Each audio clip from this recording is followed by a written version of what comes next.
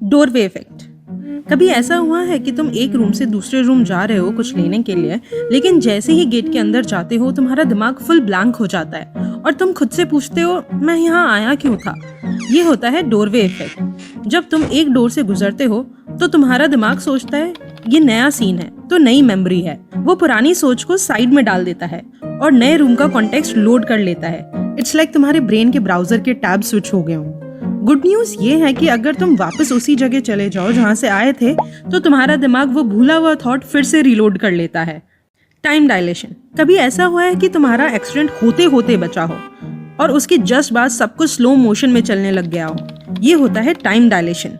जब तुम किसी स्ट्रेसफुल या थ्रिलिंग सिचुएशन में होते हो तुम्हारा दिमाग नॉर्मल से ज्यादा सराउंडिंग्स की डिटेल्स कैप्चर करता है, जैसे उसने 30 FPS से 120 FPS पे स्विच कर दिया हो। ये एक्स्ट्रा फ्रेम्स ही हमें फील करवाते हैं कि टाइम स्लो हो गया है, पर ये कोई ग्लिच नहीं, ये है दिमाग का सर्वाइवल हैक ताकि तुम डेंजर को बेटर प्रोसेस कर सको।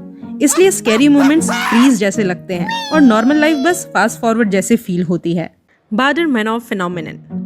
कभी ऐसा हुआ है तुमने कोई नया वर्ड या टॉपिक सुना हो और हर जगह वही दिखने लगता है। इंस्टाग्राम रील्स हो, न्यूज हो या रैंडम लोग, हर जगह बस वही वर्ड्स दिख रहे होते हैं। यह कोई कोइंसिडेंस नहीं है, यह होता है बाडर-मैनॉफ फिनोमेनन यानी फ्रीक्वेंसी इल्यूजन।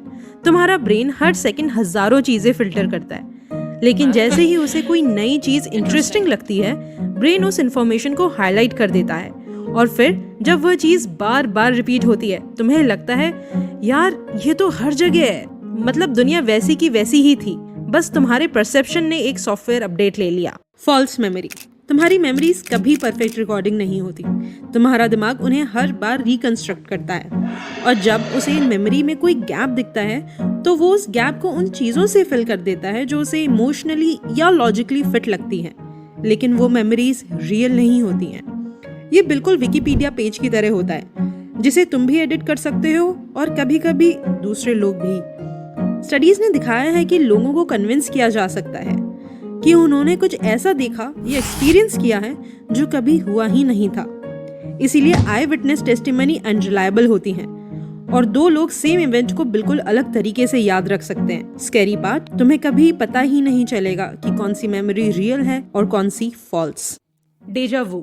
कभी ऐसा फील हुआ है कि तुम एक नई जगह पर हो लेकिन सब कुछ बहुत फेमिलियर सा लग रहा है।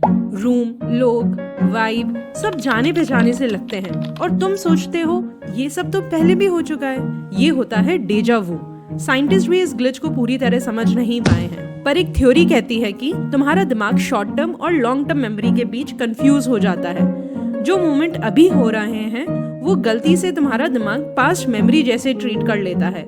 मतलब कोई एक्चुअल मेमोरी नहीं होती है, बस तुम्हारा दिमाग सिग्नल गलत राउट पे भेज देता है। रिजल्ट, एक ऐसा ग्लिच जहां तुम्हें लगता है कि फ्यूचर भी पास्ट बन चुका है।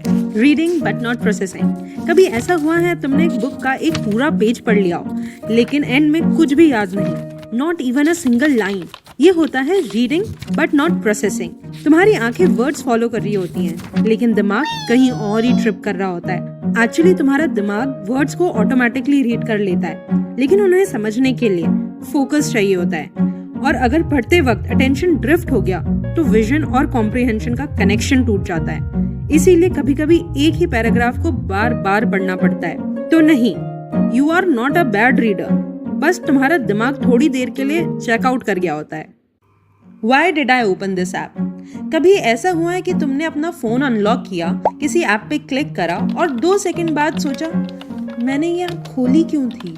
ये होता है डोरवे इफेक्ट का डिजिटल वर्जन। जैसे रियल लाइफ में तुम एक रूम से दूसरे रूम जाते हो और अचानक दिमाग ब्लैंक हो जाता है, वैसे ही डिजिटल डिस्ट्रैक्शंस जैसे नोटिफिकेशंस, विजेट या रील्स प्रीव्यूज तुम्हारी शॉर्ट टर्म मेमोरी हाईजैक कर लेते हैं। तुम्हारा दिमाग फोन उठाता है किसी स्पेसिफिक काम के लिए, लेकिन अनलॉक करते ही कोई नया विजुअल या नोटिफिकेशन तुम्हारा अटेंशन शिफ्ट कर देता है।